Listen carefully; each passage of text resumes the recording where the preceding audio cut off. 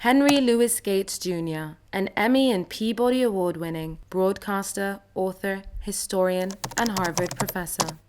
We caught him while filming his new documentary, Ancient Civilizations in Sudan, 19 years after he first famously cut a trail across Africa, still steadfast on his mission to diversify the face of world history. We were all raised with images of Africa that essentially came out of Tarzan movies, that our ancestors were living in mud huts and wearing grass skirts, if anything at all, with bones in their noses, chucking spears at each other. And that's just not true. The 25th dynasty was the most powerful kingdom in the world at that time. No one was more powerful than the pharaohs of Egypt. And the pharaohs of Egypt between about 750 BC, roughly, and 650 BC, were black, as we say. And all throughout the continent, I'm making the series I'm making now because there were great civilizations in the Horn of Africa, Southern Africa, Central Africa, West Africa, and Northern Africa. And we're telling the story of civilization on the African continent as it unfolded over a 4,000 or 5,000 year period. One of the big myths was that we were isolated, waiting on some white man to show up to discover us. There were long, extensive trade networks at all points in African history, and depending on the region and depending on the time, but connecting the interior to the sea. Through trade routes. Africans were entrepreneurs. They were trading. The king of Zimbabwe dined off porcelain from India and Arabia, Persia, even contact with China. Who could have believed that? You wouldn't believe that if you study a standard history textbook about the history of our people.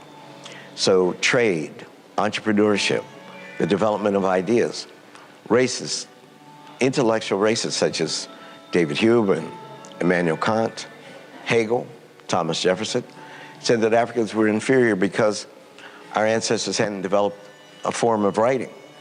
Well, they did. They did it Merowe. And the Meroitic script still hasn't been translated, but it exists. It has 23 characters. They've established, found thousands of texts that are still trying to decode it. But it existed.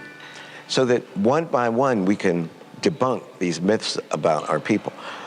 But one of the problems with Africa is the regionalism and nationalism, that the people of, say, Ghana aren't studying the history of the people in Nigeria, and the people in Nigeria aren't studying the history of the people in Uganda, and the people in Uganda aren't studying the history of the peoples in the Sudan. So that each national identity must know about its own history, but then we must have a Pan-African curriculum, which every school child on the African continent should have to learn when they learn their letters and learn the alphabet of their language and learn how to read and write. So every child, whether they're in East or West Africa, North or South Africa, should know about the 25th dynasty. They should know about Jebel Burqum. They should know about Amani Renas.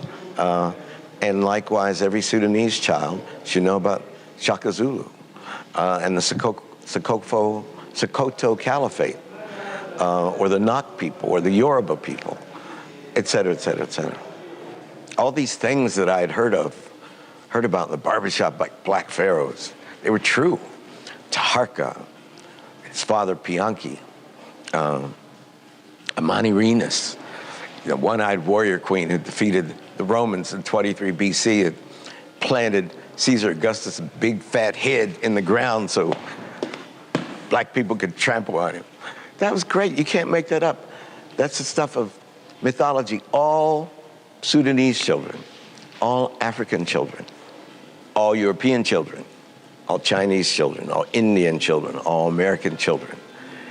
These stories should be in the canon of world history, things that children learn in kindergarten when they're learning about the Taj Mahal or the Ming Dynasty or George Washington or King Arthur, they should be learning about Taharqa.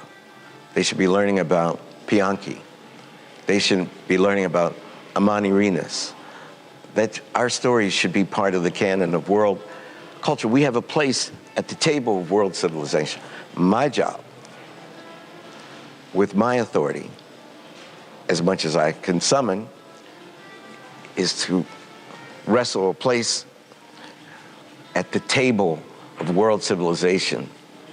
What we see, the absence of blackness in world history texts is mirrored by the absence of blackness in every industry, whether it's journalism or the Fortune 500, Wall Street, Hollywood.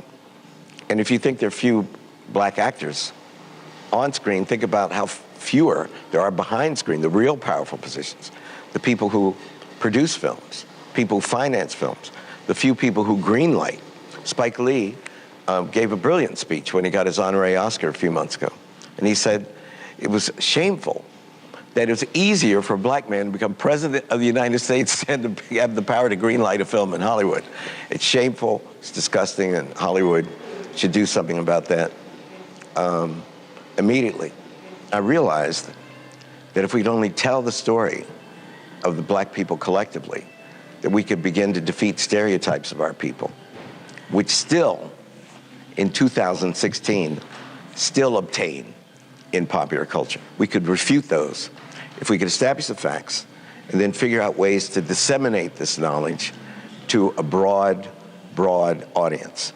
Not only a white audience in the West, but a black audience in America and in Africa generally, and for our instance, here in Sudan.